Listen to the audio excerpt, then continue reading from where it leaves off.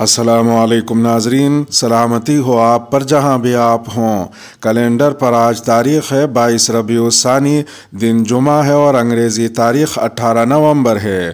اپنے میزبان راہی حجازی سے عالمی خبریں سنیے۔ ترکی کے نام نہاد مبلغ کو اتنی طویل سزا کیوں سنائی گئی؟ ترکی کے شہر استنبول میں ایک عدالت نے بدھ کو ایک نام نہاد مبلغ اور ٹی وی میزبان عدنان اوکتار کو دنیا کی طویل ترین قید کی سزا سنائی۔ فرانسیسی خبر رساں ایجنسی AFP کے مطابق عدنان اوکتار کو مختلف جرائم میں 8658 سال قید کی سزا سنائی گئی ہے۔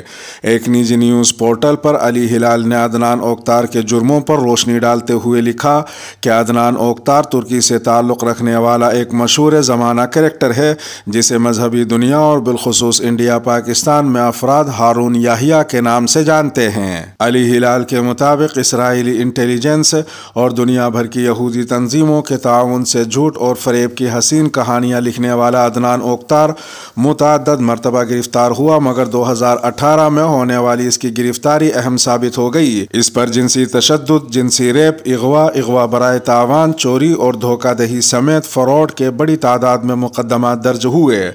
علی ہلال نے مزید لکھا کہ عدنان اوکتار ترکی کا مشہور ٹیلی ویژن براڈ کاسٹر اور رائٹر ہے۔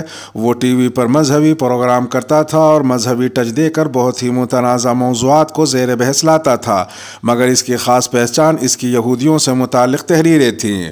علی ہلال کے مطابق عدنان اوکتار نے اسرائیلی انٹیلیجنس کی خواہش پر یہودی تنظیموں سے متعلق ایسی کہانیاں لکھی جن کا حقیقت سے دور کا بھی تعلق نہیں تھا، جبکہ ان کہانیوں کا مقصد مسلمان نوجوانوں کے دل و دماغ میں یہودی پروٹوکول، ان کی نام نہاد خفیہ طاقت، نام نہاد ناقابل تسخیر قوت اور فرضی خوف بٹھانا تھا جو یہودیوں کی مرضی اور خواہش ہے۔ انڈیا پاکستان سمیت کئی ممالک کے مذہبی افراد اس عدنان اوکتار کو بہت اہمیت دیتے تھے اور اس کی کتابوں کے ترجمے کرتے تھے جس کی بڑی مانگ تھی۔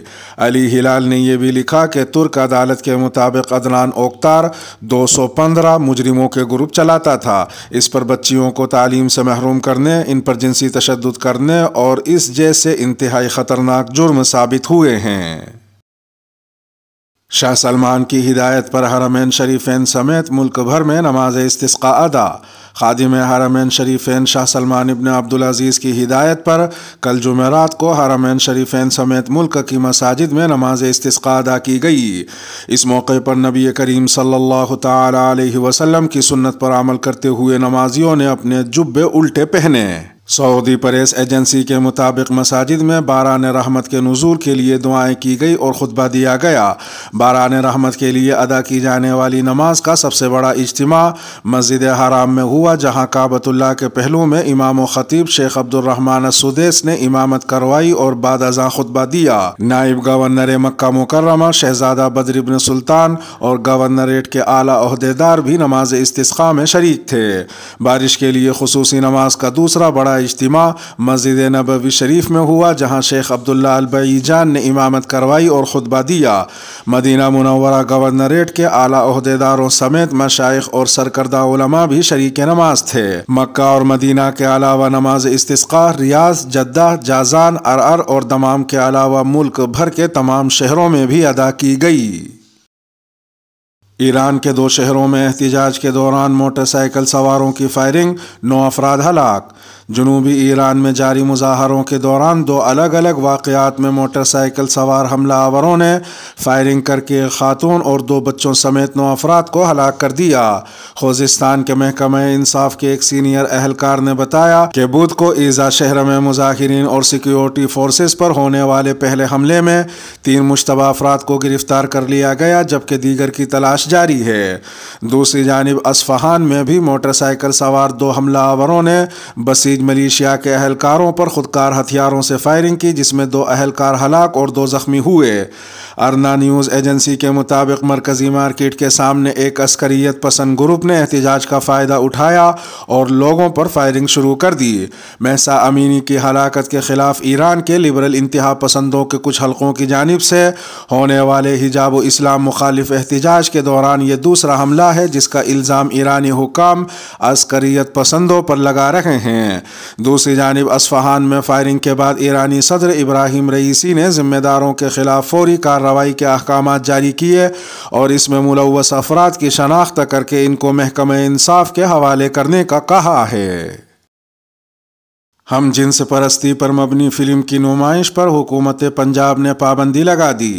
پاکستان میں پنجاب حکومت نے پاکستانی معاشرے اور اسلامی تعلیمات کے خلاف بنائی جانے والی ہم جنس پرستی پر مبنی متنازع پنجابی فلم جوئے لینڈ کی پنجاب میں نمائش پر پابندی عائد کر دی ہے۔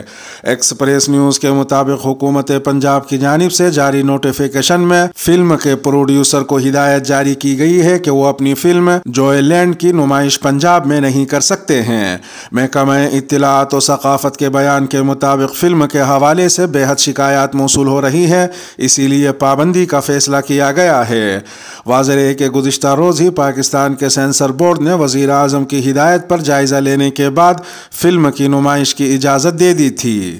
ادھر ایک دوسری خبر میں پاکستان کرکٹ ٹیم کے سابق کپتان انضمام الحق کی بیٹی امیمہ کی شادی کی تقریب لاہور میں منعقد ہو رہی ہے۔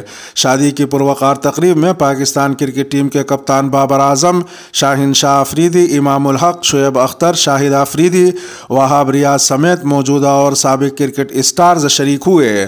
انضمام الحق کی بیٹی کی شادی کی تقریب کی تصاویر سوشل میڈیا پر بھی کافی وائرل ہو رہی ہیں، جبکہ مداحوں کی جانب سے مبارکبادوں کا سلسلہ جاری ہے۔ فلسطین میں پناہ گزین کیمپ میں آگ لگنے سے 21 افراد جاں بحق۔ فلسطین میں غزہ کی پٹی کے شمال میں جمعرات کی رات ایک رہائشی عمارت میں آگ لگنے سے 21 افراد جاں بحق ہو گئے۔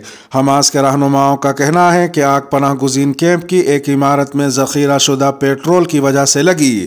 یہ آگ جبالیہ کیمپ میں 3 منزلہ عمارت کی تیسری منزل پر لگی، جس کے نتیجے میں گھر کے اندر کوئی بھی زندہ نہیں بچا۔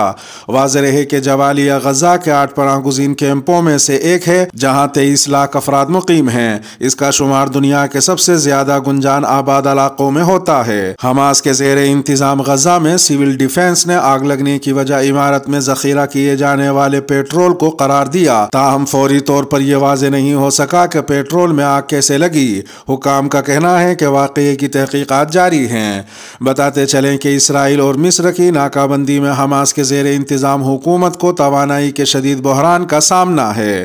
اکثر لوگ موسم سرما کے لیے گھروں میں گیس، ڈیزل اور پیٹرول ذخیرہ کرتے ہیں۔ اس سے پہلے گھروں میں موم بتیوں اور گیس لیکیج کی وجہ سے آتش زدگی ہوتی رہی ہے۔ فلسطینی صدر محمود عباس نے جاں بحق ہونے والے افراد کے اہل خانہ سے تعزیت کا اظہار کرتے ہوئے جمعے کو ایک روزہ سوگ کا اعلان کیا ہے۔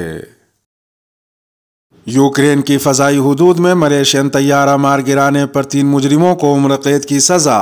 ہالینڈ کی عدالت نے یوکرین کی فضائی حدود میں ملیشین جہاز کو مار گرانے کے مقدمے میں 2 روسی اور 1 یوکرینی شخص کو عمر قید کی سزا سنا دی۔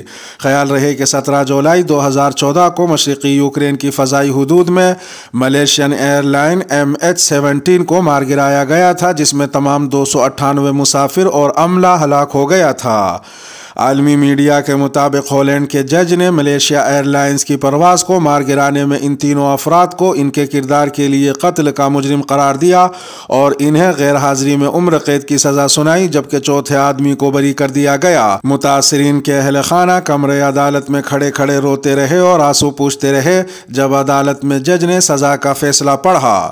ادھر ایک دوسری خبر میں قطر میں شروع ہونے والے فیفا فٹ بال ورلڈ کپ کے دوران شائقین کو مختصر لباس یعنی کندھوں کو کھلا رکھنے یا گھٹنے سے اوپر کپڑے پہن کر میچ دیکھنے کی اجازت نہیں ہوگی۔